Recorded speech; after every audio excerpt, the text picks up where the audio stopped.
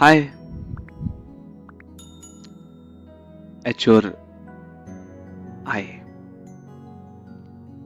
इन्हीं दो हरूफ से होता है हर शब हिज्र में तड़पती दो रूहों के दरमियान गुफ्तगू का आगाज।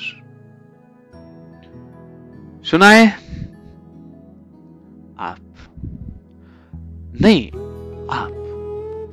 आप पहले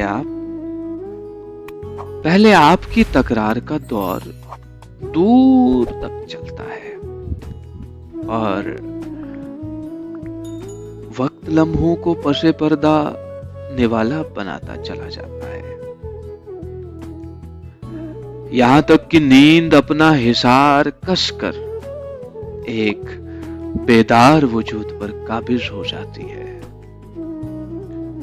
कितनी भी सही क्यों न कर ली जाए मगर नींद जीतने नहीं देती।